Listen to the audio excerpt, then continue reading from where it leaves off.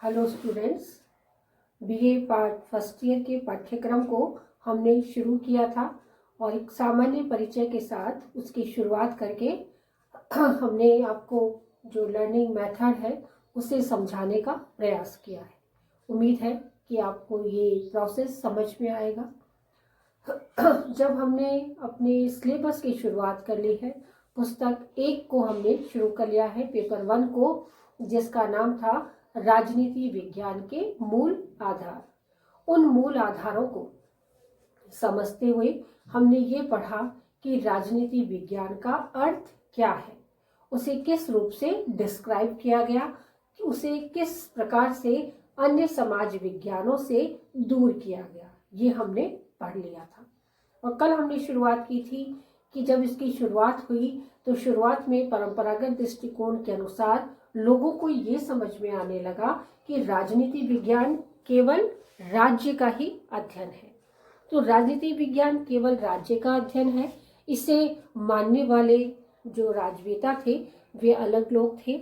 और उन्हें उसी क्रम में आज हम दूसरा पॉइंट पढ़ने जा रहे हैं और वो है राजनीति विज्ञान सरकार का अध्ययन है। परंपरागत दृष्टिकोण में जहां राज्य को इम्पोर्टेंट दी गई थी, वहीं इस विचारधारा के मानने वालों में से कुछ अलग विचारों को लेकर सामने उभरे और उनका मानना था कि राजनीति विज्ञान राज्य का अध्ययन नहीं बल्कि सरकार का अध्ययन है। तो किस तरीके से उन्होंने अपनी इस बात को समझाया, उसे अब हम पढ़ लेते हैं। विचारकों का मानना है कि राज्य तो केवल एक अमूर्त संस्था है और उसकी प्रभुत्व शक्ति का प्रयोग सरकार मूर्त रूप में सरकार के द्वारा किया जाता है। अतः सरकार ही वह माध्यम है जिसके द्वारा राज्य की इच्छा कार्य रूप में परिणत होती है। सीले ने अपने कोटेशन के माध्यम से यह समझाने का प्रयोग किया कि राजनीति विज्ञान उसी प्रकार सरकार के तत्वों का अध्ययन करता है जैसे समाज शास्त्र समाज का, संपत्ति शास्त्र संपत्ति का, जीव शास्त्र जीवन का, बीज गणित अंकों का तथा ज्यामिति शास्त्र स्थान, लंबाई एवं चौड़ाई का करता है। यानी कि कोटेशन के माध्यम से सीले ने समझा दिया कि सरकार क्या करता है, सरकार के तत्वों का अध्ययन करता है राजनीति विज्ञान। और लीकॉक ने अपने शब्दों में कहा कि राजनीति विज्ञान सरकार से संबंधित विद्या है। तो इस तरीके से लीकॉक और सीले ने अपने इस विचार को बड़ी दृढ़ता से रखा और कहा कि राज्य तो क्या है, अमूर्त है। अमूर्त यानी हमें दिखाई नहीं देता, हमें दिखाई नहीं देता कि राज्य क्या है, उसका मूर्त रूप क्या है। उसका मूर्त रूप है सरकार, जो हमें दिखाई देती है। मूर्त रूप का अर्थ कि जो हमें मूर्त के रूप में दिखाई देती है। जैसे हम सब जानते हैं कि ईश्वर से हमारी मुलाकात कभी नहीं हुई, तो ईश्वर से मुलाकात नहीं हुई तो उसके रूप को कैसे पहचानेंगे, कि कैसे जानेंगे कि ये कौन से भगवान हैं। लेकिन उनका मूर्त रूप हमने चित्र के रूप में देखा कि बांसुरी लगाए हुए मोर मुकुट धारण किए हुए हैं भगवान कृष्ण है, धनुषधारी भगवान राम है और शिव जी जटाओं को गंगा को अपनी जटाओं में भरकर जो रुद्र रूप उन्होंने धारण कर रखा है वो भोले शंकर है। यानी कि जो छवि हमने ईश्वर की देखी चित्र के रूप में, जिसे मूर्त रूप कहा जा सकता है या मूर्ति के रूप में, वही हमें दिखाई देती है। तो ईश्वर का एहसास हमको उन मूर्तियों के माध्यम से ही होता है। तो ऐसा ही सीले और लीकॉक ने कहा कि राज्य तो अमूर्त है, जो हमें दिखाई नहीं देता, लेकिन उसका मूर्त रूप सरकार के रूप में हमें दिखाई देता है और वो दिखाई देने वाला रूप ही क्या है, राजनीति विज्ञान है। और राजनीति विज्ञान में दोनों ने अपनी अपनी कोटेशन के माध्यम से ये समझाया कि जैसे लीकॉक की हम बात करते हैं तो लीकॉक ने अपने कोटेशन के माध्यम से हमको ये समझाया कि राजनीति विज्ञान सरकार से संबंधित विद्या है, और सीले ने हमको ये समझाया कि राजनीति विज्ञान उसी प्रकार सरकार के तत्वों का अध्ययन करता है जैसे समाज शास्त्र समाज का, संपत्ति शास्त्र संपत्ति का, जीव शास्त्र जीवन का, बीज गणित अंकों का अध्ययन करता है। तो इस तरीके से राजनीति विज्ञान में सरकार का अध्ययन मानने वाले सीले और लेकॉक थे। अब हम तीसरे विचार की ओर बढ़ते हैं, और वो विचार है कि राजनीति विज्ञान राज्य व सरकार दोनों का अध्ययन है, कि सरकार जो है वो राज्य के बिना अधूरी है और राज्य सरकार के बिना अधूरा है। कैसे? पढ़ते हैं। राज्य के बिना सरकार की कल्पना नहीं की जा सकती, क्योंकि सरकार राज्य के द्वारा प्रदत्त प्रभुत्व शक्ति का ही प्रयोग करता है, और सरकार के बिना राज्य एक मूर्त कल्पना मात्र है, एक अमूर्त कल्पना मात्र है। अतः राज्य की क्रियात्मक अभिव्यक्ति के लिए सरकार का और सरकार के अस्तित्व की किसी कल्पना के लिए राज्य का होना अति आवश्यक है।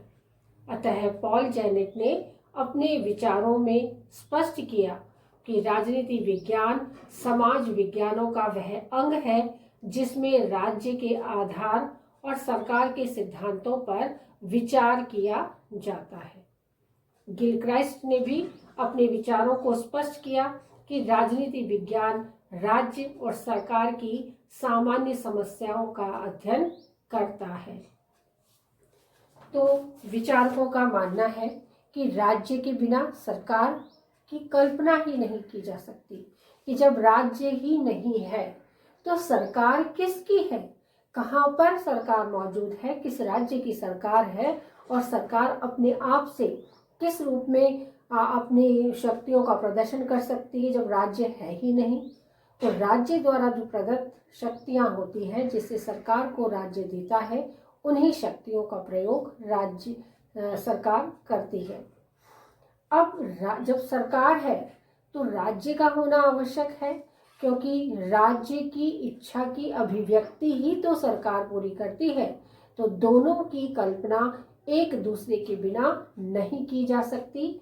इस विचार को मानने वाले पॉल जेनेट और गिलक्राइस्ट है। इन दोनों ने अपने अपने कोटेशन के माध्यम से पुनः ये समझाने का प्रयास किया कि एक दूसरे की प्रभुसत्ता को स्वीकार करना सरकार और राज्य की, तभी हम राजनीति विज्ञान को स्पष्ट रूप से समझ पाएंगे। तो जहां पॉल जेनेट ने कहा कि समाज विज्ञानों का वह अंग है जिसमें राज्य के आधार और सरकार के सिद्धांतों, राज्य के आधार क्या है और सरकार के सिद्धांत क्या है, इनका हमें अध्ययन कौन कराता है? राज्य और सरकार दोनों मिलकर कराती है। और इसी तरह से पॉल जेनेट ने भी, गिलक्राइस्ट ने भी यह स्पष्ट किया कि राजनीति विज्ञान राज्य और सरकार की सामान्य समस्याओं का, कि राज्य की समस्या क्या है और सरकार ने उन समस्याओं का समाधान किस रूप में किया, ये हमको समझाता है। तो इस तरीके से 3 विचार हमने पढ़े परंपरागत दृष्टिकोण में। पहला विचार था कि राजनीति विज्ञान केवल राज्य का अध्ययन है। दूसरा विचार हमने पढ़ा कि राजनीति विज्ञान केवल सरकार का अध्ययन है। और तीसरा विचार था कि राजनीति विज्ञान राज्य और सरकार दोनों का ही अध्ययन है। इस तरीके से इस परंपरागत दृष्टिकोण को हम लोग पढ़ चुके हैं। उम्मीद करती हूँ समझ में आया होगा। इसी के आगे हम बढ़ते हैं तो हमें क्या समझ में आता है कि उपरोक्त सभी परिभाषाएं पूर्ण नहीं है, क्योंकि इसमें मानवीय पक्ष की पूर्ण रूप से अवहेलना की गई है। अतः हरमन हेलर ने अपनी पुस्तक एनसाइक्लोपीडिया ऑफ सोशल साइंस में एक न्याय संगत परिभाषा दी है और कहा है कि राजनीति विज्ञान के संपूर्ण स्वरूप का निर्धारण उसकी मानव विषयक भौतिक मान्यताओं द्वारा तय किया जाता है। राजनीति विज्ञान समाज विज्ञान का वह अंग है जिसके अंतर्गत मानवीय जीवन के राजनीतिक पक्ष का और जीवन के इस पक्ष से संबंधित राज्य, सरकार तथा अन्य संबंधित संगठनों का अध्ययन किया जाता है। तो जो हमने तीनों परिभाषाएं पढ़ी, तीनों विचारों का जो हमने अध्ययन किया, वो एक प्रकार से अपूर्ण अध्ययन था। क्यों अध्ययन अपूर्ण था? क्योंकि इसमें मानवीय पक्ष की पूर्ण रूप से अवहेलना की गई। राज्य का निर्माण जनता ने किया, मानव ने किया। सरकार का निर्माण किसने किया? मानव ने किया।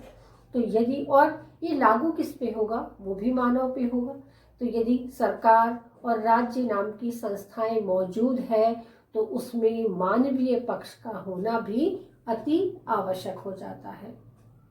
और इसीलिए हरमन हेलर ने अपनी पुस्तक the social science of the encyclopedia of social science में एक न्याय संगत परिभाषा दी और उसमें ये समझाने का प्रयास किया कि जो राज्य है, जो सरकार है, ये मनुष्य के मानविक जीवन के विभिन्न आयामों का और उन आयामों में से केवल राजनीतिक व्यवहार का, राजनीतिक सक्रियता का ही अध्ययन करता है और वही राजनीति विज्ञान है। तो इस तरीके से हमने प्रूव कर दिया कि राजनीति विज्ञान में राज्य, सरकार और मानवीय तत्व एक तरह से समान स्तर पर हैं और इन सब का मिलकर ही अध्ययन किया जाता है। राज्य कैसा था, राज्य कैसा है और भविष्य में कैसा होना चाहिए, इन चीजों का अध्ययन भी हम किसके माध्यम से करते हैं? राज्य, जो राज्य का विस्तार से हम जो वर्णन करते हैं, तो राज्य और सरकारों का मिला जुला प्रारूप हम वहां पर देखते हैं और उसी के बाद उस अध्ययन को पूर्ण करने की हम क्षमता रखते हैं। तो इस तरीके से आज जो हमने पढ़ा वो राजनीति विज्ञान का प्रथम अध्याय का एक दृष्टिकोण, जो परंपरागत दृष्टिकोण के नाम से जाना जाता है, उसे हमने पूर्ण कर लिया है।